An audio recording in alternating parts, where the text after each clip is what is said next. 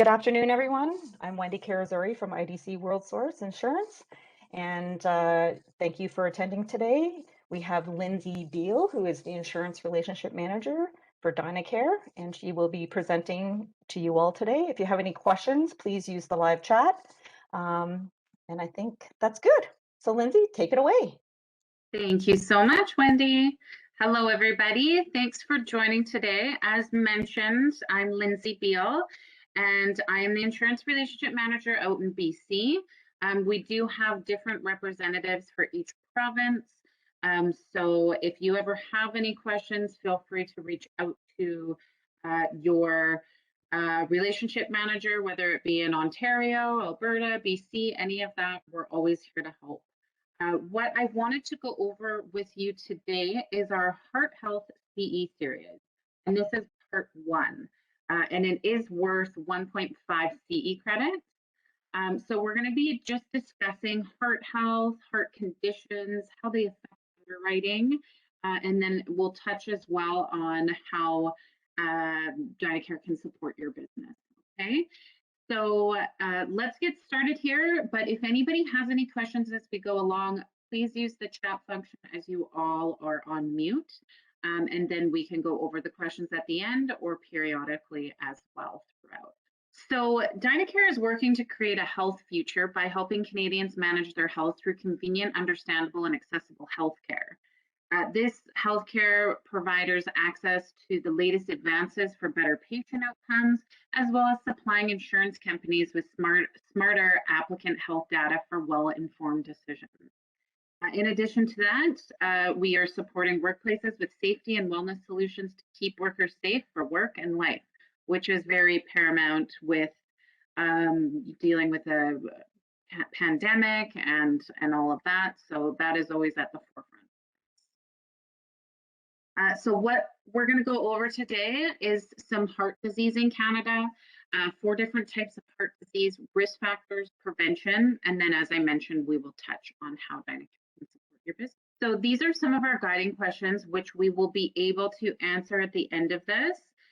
So as we go through, just keep these questions in mind. According to the World Health Organization, what is the #1 killer worldwide? We will touch on that. What is the normal adult heartbeat per minute? Name 1 cause of heart failure, and what are the 4 signs of stroke? Okay, let's touch on heart disease in Canada. The prevalence here worldwide is CVD, also known as cardiovascular disease. So this is the #1 killer in the World Health Organization. Almost 18 million people die from CVD in 2016, and 85% of these are due to a heart attack or a stroke. Now, about 75% of these deaths occur in the low to middle income countries, and most CVD can be prevented by addressing behavioral risk factors.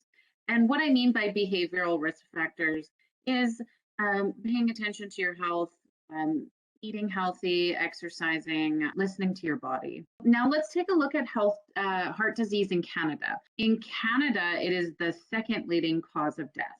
All right, so worldwide it's #1, but in Canada it is #2.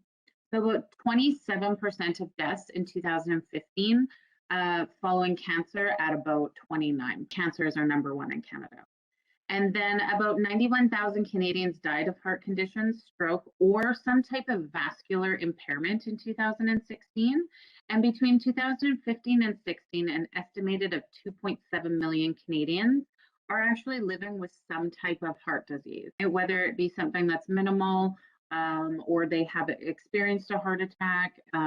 It just all is dependent. So heart disease and stroke are common forms of cardiovascular disease, also known as CVD. But the good news is that in an 18-year report, the most dramatic decline in mortality rate was actually for cardiovascular disease at about 50%. So there's some good news there. If we look here at the statistics of Heart and Stroke Canada, there's about 1 in 12 Canadian adults aged 20 that live with a diagnosed heart disease. And every hour, 12 Canadian adults aged 20 and up with a diagnosed heart disease.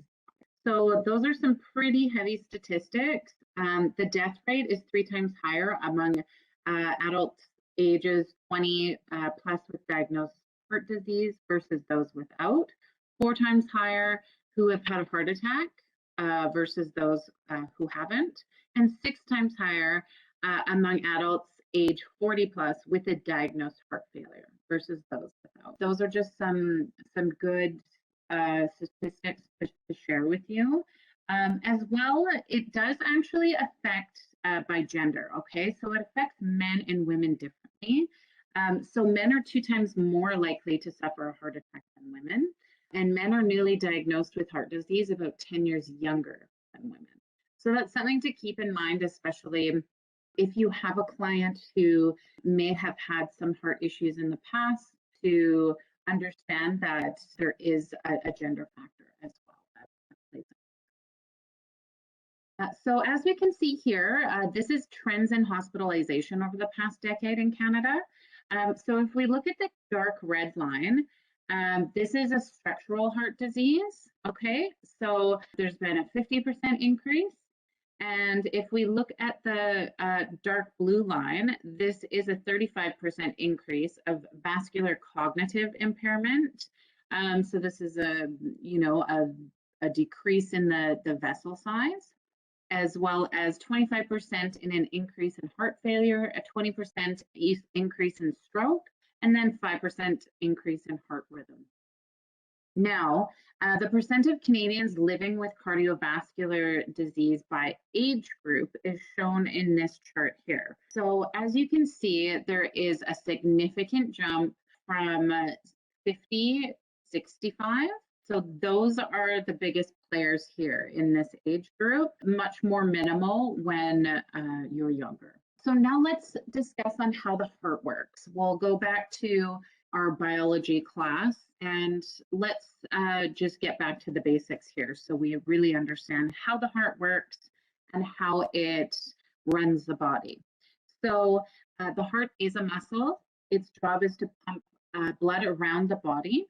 It is about the size of your fist, and it is protected by your ribs and your breastbone or your sternum. Okay, so this is what protects your heart in case of any impact or anything like that. And it beats about 100,000 times a day. And each beat of your heart pumps blood through a network of arteries and veins. So a normal adult heart rate ranges anywhere between 60 to 100 beats per minute. Now, this is all dependent on whether you are exercising, resting, in a resting state, walking. So this will all play a factor. So if you're exercising, your beats per minute is going to be faster than if you were just, sitting down or something like that. And what we call a normal heart rhythm is a sinus rhythm. And when there's a problem with your heart rhythm or heart rate, it is called an arrhythmia. Okay. So the blood delivers essential oxygen and nutrients to every cell. And the blood takes away waste products and carbon dioxide as well. And the arteries carry oxygen-rich blood from the heart throughout the body. And the veins carry oxygen-poor blood back to your heart and lungs to start the cycle all over again. The arteries carry oxygen-rich blood from the heart throughout the body. And then the healthy heart is when it's able to push that blood through the circulatory system, sending those oxygen-rich cells so the body can function normally. So the less there is of that, the less your body is functioning. Now let's take a quick peek at the structure of the heart. So there are 4 chambers, as I'm sure you all remember, and the heart then acts to squeeze or contract to pump the blood, okay? And these are electrical pulses that move the blood to the heart. And the electrical sign comes from the sinus node, and I'm sure you've all heard pacemaker. This is your own natural pacemaker, okay? So some people have to artificially have a pacemaker because those electrical signals or sinus nodes are not working properly, but everybody has their own built-in pacemaker. So this is like the boss of the heart. And when the boss gets overworked, then they need a break, So we've got the left atria, the left ventricle, the right ventricle, and the right atria, and then the sinus node, which is the boss. So now let's touch on COVID-19 and your heart. So this is prevalent right now with us living in a pandemic. We're approaching 2 years now dealing with this. So COVID-19 can, most people probably think it just is mostly respiratory, but it can infect heart muscles as well and strain them. So an initial study found cardiac damage in 1 out of 5 patients, leading to heart failure and death, even among those who are not under respiratory distress. Okay, so they could have no signs of respiratory distress. However, they could find that there has been some cardiac damage. Once a virus enters the body, it causes direct damage to the lungs, and then it triggers an inflammatory response. Okay, so this puts stress on the cardiovascular system, and it puts strain on all of those capillaries, those veins, those arteries, which can really, really affect function and longevity. Now, blood oxygen levels drop on the infected lung, and then the inflammatory effects cause the blood pressure to drop as well. Just to share a quick personal experience here, my half sister, we have different dads. She had a pulmonary embolism in her 20s. She's now about 47, and she had another pulmonary embolism that went undetected. Now, what happens in a case like that is the vein that's going from the heart to the lung wasn't working properly, and it caused a clot. Okay, so this put extensive strain on her lung as well as her heart. So as you can imagine, these two really work hand in hand and coincide together. What happened with her is she ended up having to go for emergency surgery, and she had to fly from BC all the way to Toronto to have this surgery done. So what they did was they expanded and fixed that artery and the vein that was going through the heart into the lung. But there was so much significant damage to the lung that she had to be on oxygen for a year. So it's, and dealing with all of this in a pandemic was very difficult. So you can imagine the last thing you want somebody to get is COVID when they're already dealing with respiratory and heart issues. So I just wanted to share that little personal experience with you so that you really understand how the two are really connected and how important the heart is to all of the different pieces and parts of your body. But she's doing much better now, and she's going back to work this month. So, and let's move on here. So 4 different types of heart disease. Let's go over those. Heart disease is any condition that affects the structure of the function of the heart, as well as most people may think that a heart disease is just one condition. It's not, okay?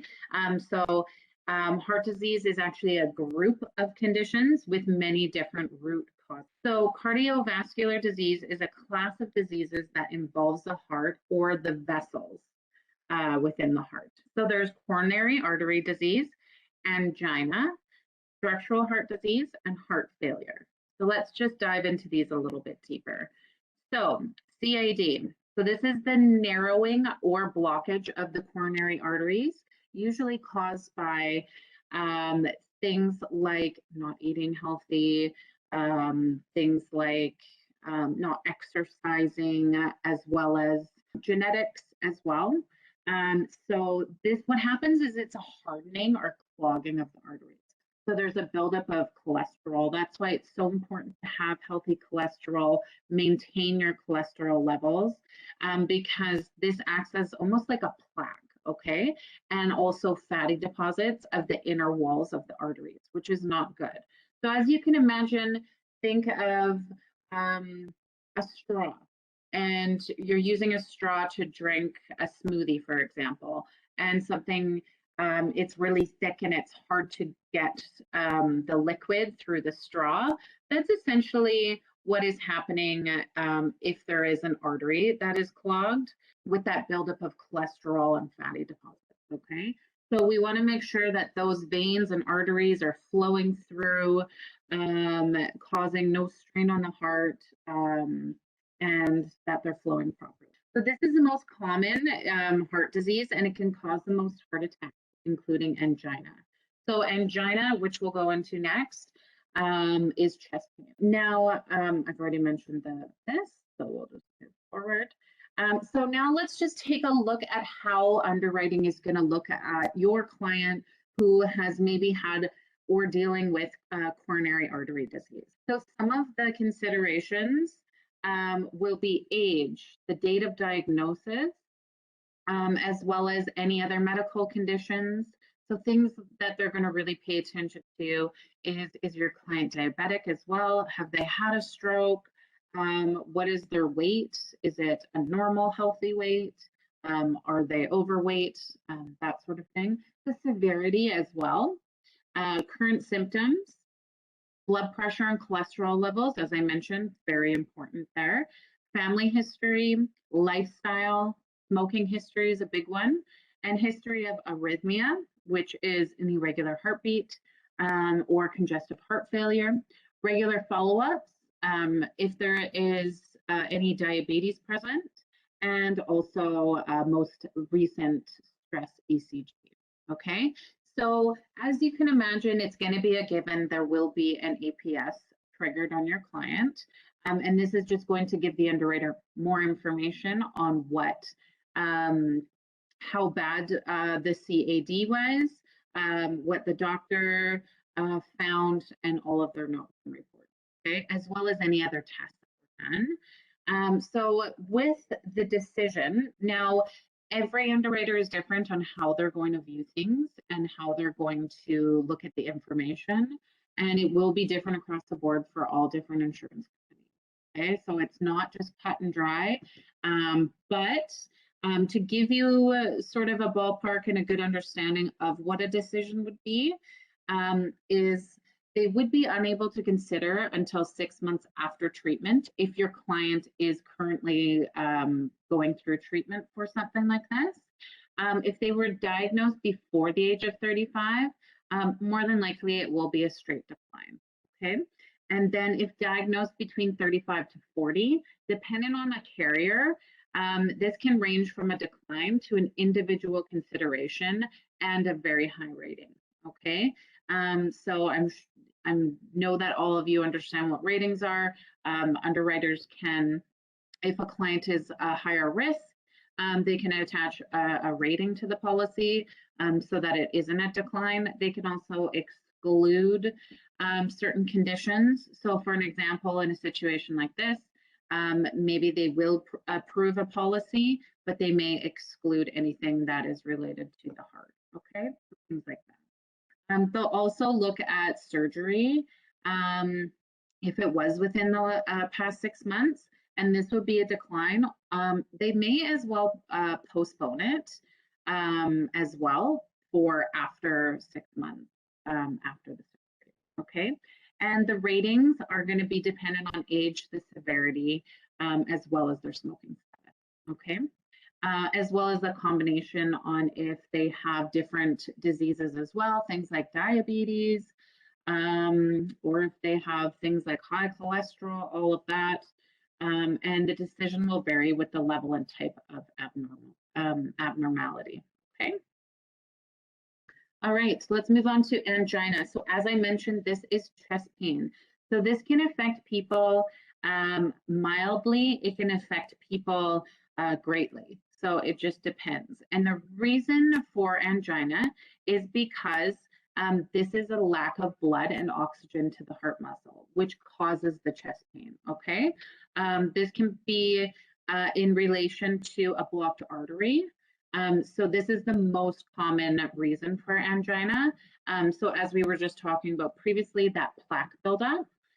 So it's putting a strain on all of those vessels and arteries that are trying to pump the blood through. And it's straining because those veins and arteries aren't wide open like they should be because of all that plaque buildup. So this can be managed with medication, but without treatment, it can also lead to a heart attack. Now, angina does not cause damage to the heart muscles. A heart attack does. And angina has risen in occurrence due to obesity and related illnesses such as diabetes type 2 and high blood pressure, which is hypertension. Okay. So when it happens, somebody who is experiencing angina will feel pain such as a dull ache, pressure, heaviness, or even a burning sensation. So this could make somebody feel like, oh, maybe I have heartburn. That's why it's very important to be able to recognize the two, because heartburn is just something that is related to digestion and causing a reflux of digestive enzymes and acids, which cause that heartburn in the esophagus, okay? But it does have similar feelings of a heart attack as well. So I'm sure most or all of us have experienced heartburn before and always, get a little apprehensive because any sort of pain around that area does make you a little bit nervous, but being able to tell between the two is very important. Okay, so the pain doesn't usually occur directly over the heart. So that's something to keep in mind. It's usually under the breastbone and it spreads to other parts such as the neck, back, sides, down the chest, into the arms, and even up into the jaw and your mouth. Okay. So men and women experience this type of pain differently as well. Okay. So with women, it's more likely to be undiagnosed because they will get more pain and issues in the neck, jaw, throat, abdomen, or back, which wouldn't cause you to think that this might possibly be angina. Okay. So let's take a look now with underwriting and how they would treat this. So stable versus unstable, okay? So stable is more favorable, obviously.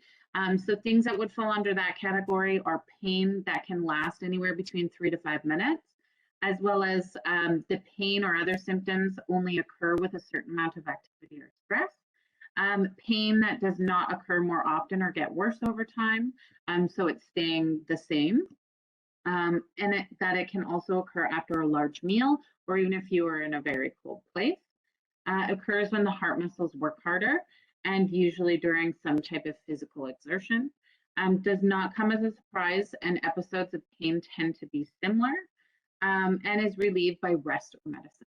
Okay, so more dangerous, meaning unstable, is that it could last much longer than 3 to 5 minutes. Okay, so we're looking into 15 to 20 minutes.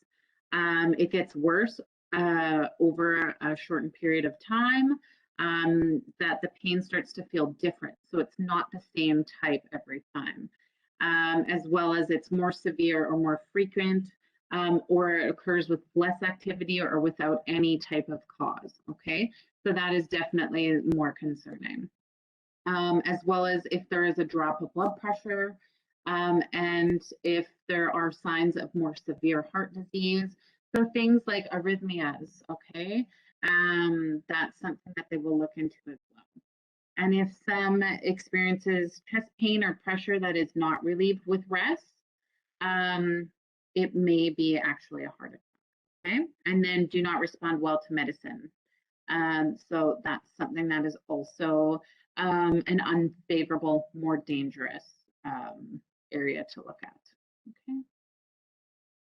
So let's take a look at some underwriting conditions. So similar to what we were talking about before, underwriters are going to look at the current age and onset, the degree and severity, any type of limitations. They're going to need an APS. They're going to need all of the test results, ECGs, any consultations with doctors, any tests that were completed during this time. Okay. So they're going to really look at the severity, any chronic factors, and they could ask for some additional testing as well. So decisions here would be an onset within 6 months, that's going to be a decline. Likely a decline if it was before the age of 35. If they were diagnosed between 35 and 69 or older, this could have a substandard to decline, depending on the severity. And then no regular follow-up with a physician could warrant a decline decision as well. So that's very important that the client is maintaining their health and getting proper health care. Unstable as well, so unstable angina, this would be a decline, a combination with diabetes or stroke decline, and a combination of other risk factors will usually increase a rating up to a decline. All right, let's touch on the structural heart disease. So abnormalities of the heart structure include things such as valves, walls, muscles, and blood vessels. So this can be present at birth, or it can be acquired after birth through things like wear and tear, infection, or other factors. So there are many different kinds, but they all involve a defect or disorder in a structure of the heart tissues of the body. Now, heart failure, this is a serious condition that develops after the heart becomes damaged or weakened. And the two most common causes of heart failure are heart attack and high blood pressure. Early diagnosis, so lifestyle changes and medication can help people lead an active life and stay out of the hospital and live much longer. So let's take a look at types of heart failure. So not enough blood being pumped through the body. The heart does not pump hard enough. The heart cannot relax between contractions. Okay, so that is, we're talking about the systolic versus diastolic. And then the heart cannot pump blood. Okay, so what happens is this causes blood to back up in the lungs and the body. It can cause shortness of breath, fluid retention, and it can also reduce your ability to exercise. These are all of the things that was happening to my sister.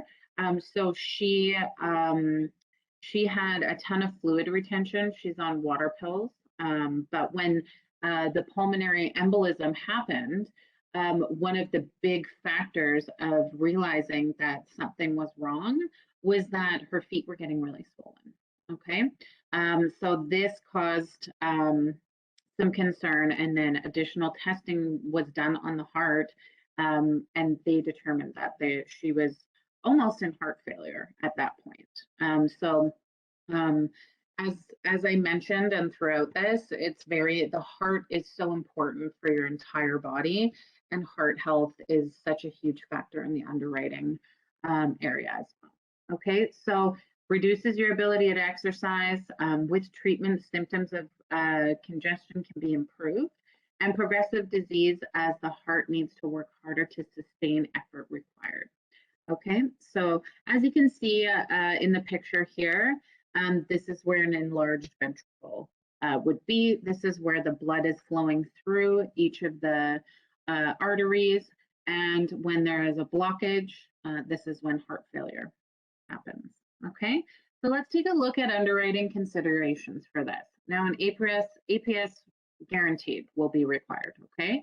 But it is usually always a decline, okay? So heart attack, let's take a look at heart attack. The flow of blood to a section of the heart becomes blocked. If the blood flow is not restored quickly, then a section of the heart begins to die. Now, the level of damage depends on how long blood supply is cut off, and the most common cause of a heart attack is plaque buildup, as we previously talked about. Okay, so if we look into this area where you can see the plaque buildup, this is where the blood flow is being restricted, and then can cause actually a clot, can cause a heart attack, stroke, all of that. Okay. All right, so signs of a heart attack. Obviously chest pain, respiratory, feeling anxious, fatigued, weakness, loss of consciousness, getting pain in the neck, shoulders, or upper back, arrhythmias, nausea, vomiting, looking very pale, being dizzy. All of those are signs of a heart attack. Okay. and heartburn versus heart attack. So as I was talking about that briefly before, our brain can't figure out the difference between a stomach problem or a heart problem. Okay, so your brain is going to go into a little bit of a panic mode in situations like that, which could cause some anxiety for you. So that's why it's so important to understand the difference between the two. Okay, so those systems mimic those of a heart attack or angina. And if you're unsure, then definitely better to be safe than sorry. Call the local, your local health authority, or go to the hospital. So in a hospital, if, for example, you were feeling some type of chest pain and you got worried and you went in there, the hospital would provide some liquid Gaviscon. Okay, and they do that first because they want to make sure that if the symptoms get better and the pain goes away, then they know that it was heartburn or stomach related. Okay, so if it's heart related, likely you would feel tightness, burning, or pressure. And the pain is often exacerbated by exercise or severe emotional stress. And it may spread to the back, neck, jaws, or arms. And it's often associated with sweating, dizziness, nausea, difficulty breathing, or an irregular pulse. Okay. So now let's take a look between the difference of a stroke versus a heart attack. Okay. So a heart attack is when the heart doesn't get enough blood, whereas a stroke is when the brain doesn't get enough blood. Okay, so that's the big differentiator. Some symptoms of a stroke are facial drooping. Okay, I'm sure many of us have seen that before on TV or things like that. So yeah, stroke, that's the number one symptom, is the facial drooping on one side of the face. Arm weakness as well, so not able to lift or raise your arms above your head. Slurred or nonsense speech, so not being able to talk properly. And then, you know, if all of that is happening, it is definitely time to call 911. Okay. Now, women may have more subtle symptoms that they tend to ignore. So a lot of women don't experience the pain and the symptoms like males do. Okay, so it is the #1 killer for women in heart disease. So cancer is not the #1 killer for women. It is actually heart disease. It can cause things like nausea and exhaustion, tired feeling, pain or discomfort, and as I mentioned before, just having that pain in those different areas like the jaw, neck, or back, things like that. So some underwriting considerations here. Again, same type of idea. They're gonna be looking at current age and age at diagnosis, the severity, as well as what type of treatments they've had, medications, their smoking status, any type of residual effects or permanent damage that the heart attack caused, any additional health risks, so things like diabetes, and any follow-ups. The number of heart attacks they have is very important, as well as comorbid factors. So this meaning the presence of one or more additional diseases or disorders, any recurrent chest pain, and then obviously an APS is required and a full cardiac history. So some decisions that your client could face will be a decline if they're under the age of 40, unable to consider within 6 months of attack. So they must wait to put in an application until after 6 months, or it will be a decline. And then ratings. So an underwriter is going to rate this based on the age of onset, the severity and cause, and any additional factors. Okay. And then with the combination of diabetes and coronary heart disease, decline. Okay. All right. So diagnosis. Now, to diagnose heart disease, your healthcare provider will review your medical and family history, give you a complete medical exam, and then run any tests, okay? And this would be based off of all of the signs or symptoms that you've provided to the doctor.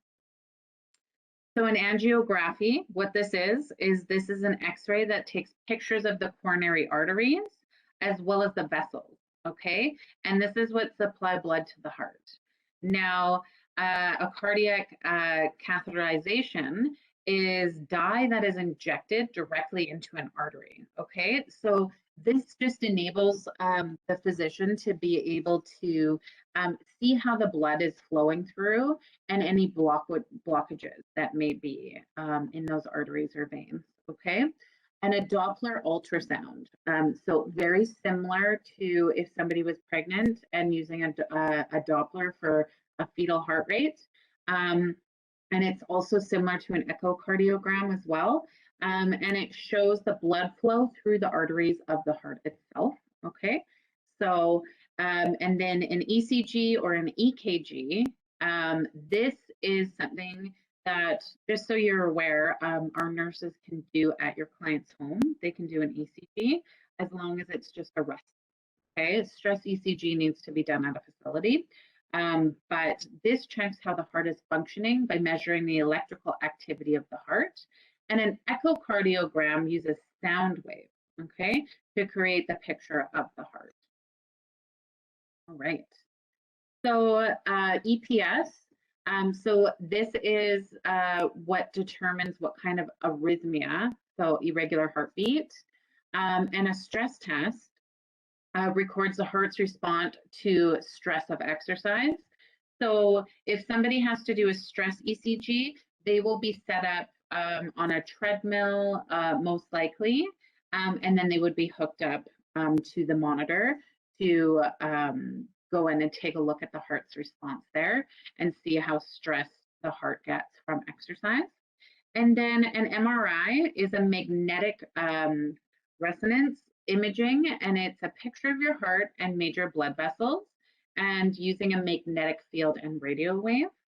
And then a thallium scan, this looks at how much blood is reaching different parts of the heart, as well as chest x-ray and blood and urine tests, okay? All right, so some of the factors that we can change are things like if we're smoking, exercising, our diet, being overweight or obese, blood pressure, cholesterol, diabetes, and stress. But the things that we can't control are genetic. So in my sister's case, this was genetic with her father. Her father died of a heart attack in his 40s.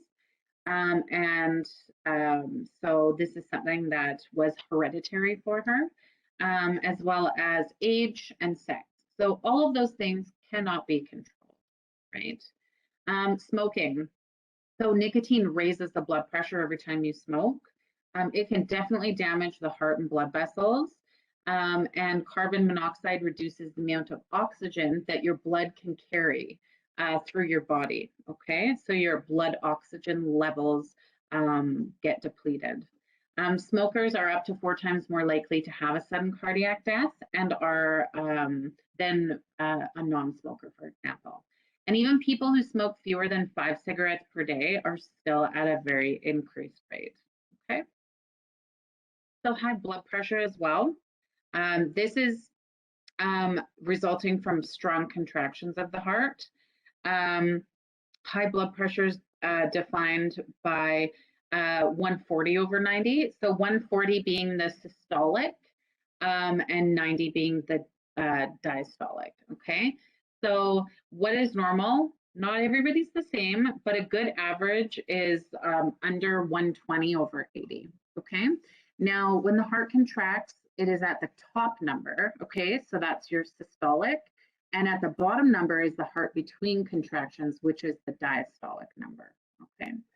As you age, your blood pressure changes and becomes an important predictor of cardiovascular disease risk. And you can have high blood pressure for years without any symptoms. This is what they refer to as the silent killer. Cholesterol, so LDL, This is the main source of artery clogging plaque.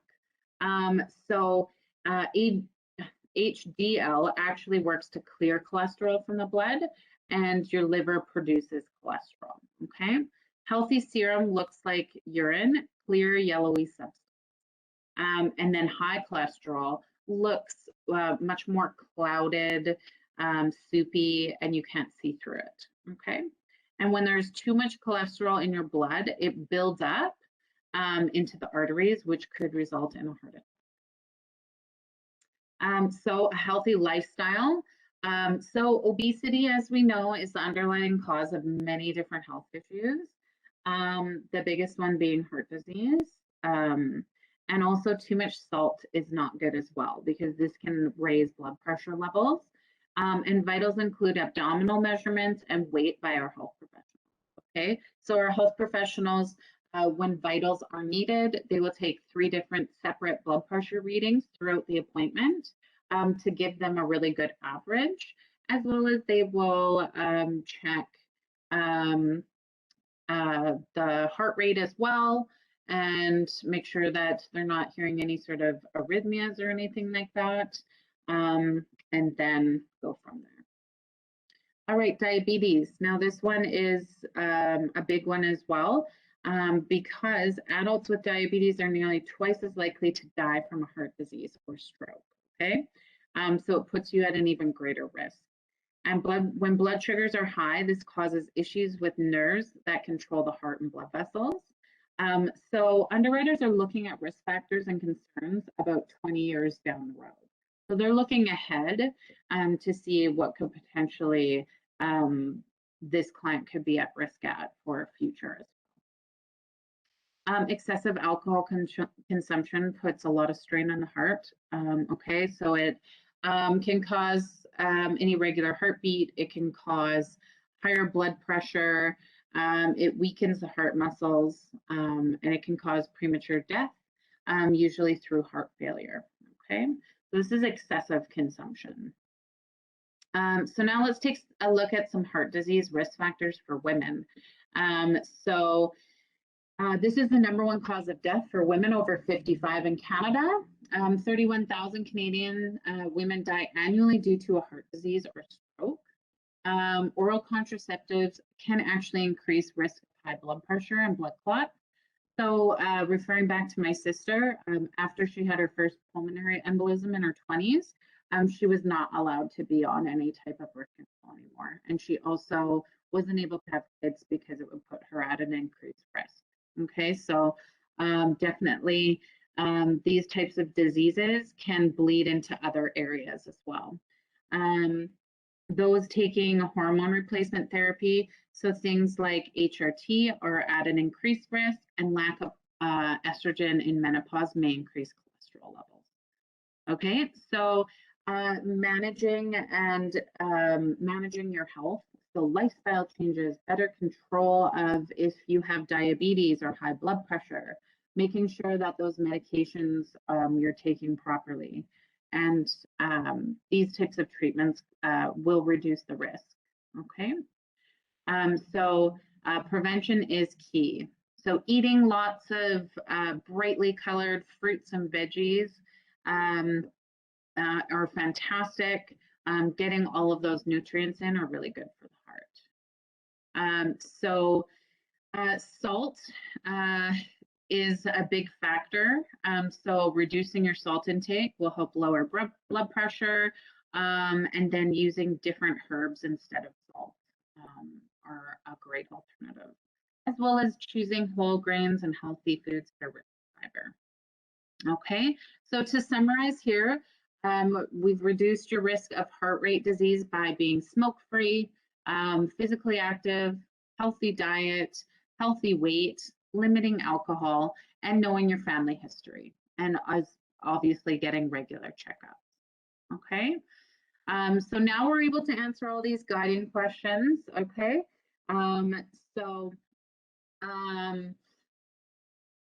if we look here, the #1 killer worldwide is heart disease, okay?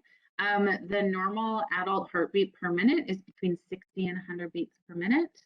And the number one cause of heart failure is CAD, so that coronary artery disease. And then the 4 signs of stroke are fast, right? So we remember that. Awesome. So now I just want to quickly touch on a little bit on Dynacare and how we can support your business, and then I will take a look at some of your questions here, okay?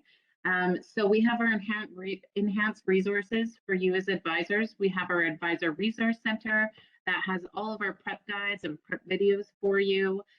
We have fast, convenient service across Canada and a complete end-to-end service for your needs, okay? So that would be our link here. I can share a copy of this presentation for you. What I'll do is I will send it out to Wendy and she can share it with you.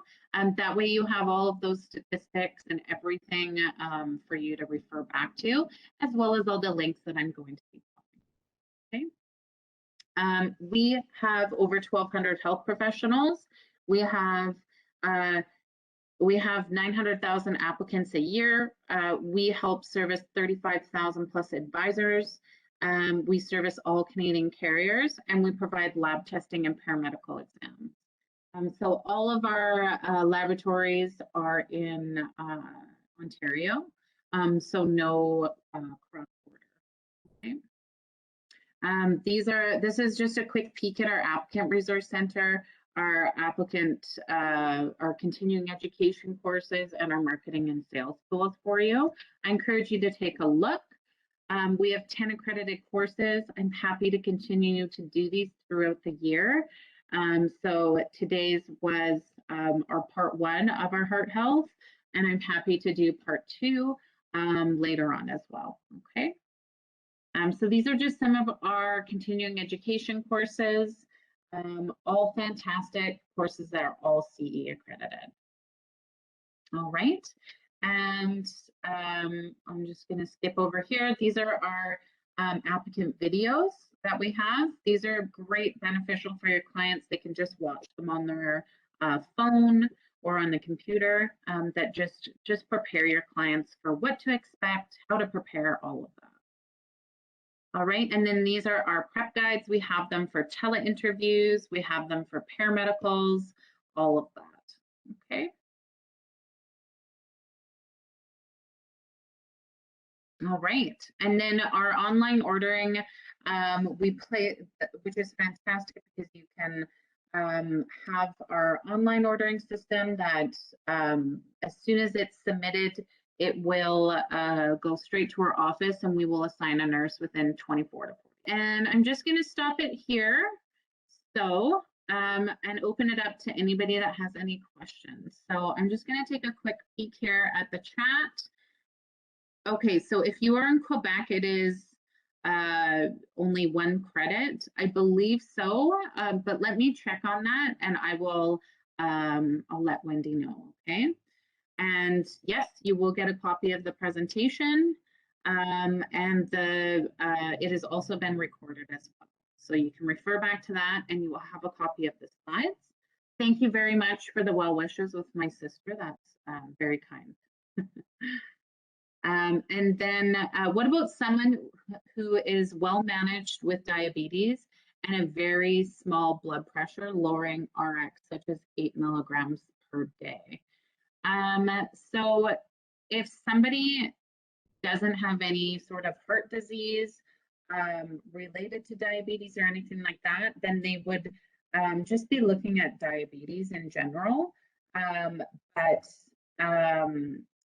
if they're taking medication for blood pressure, I would imagine that the underwriter is going to look at this case and there will be a rating. I don't think it would be a decline, but there would probably be a significant rating.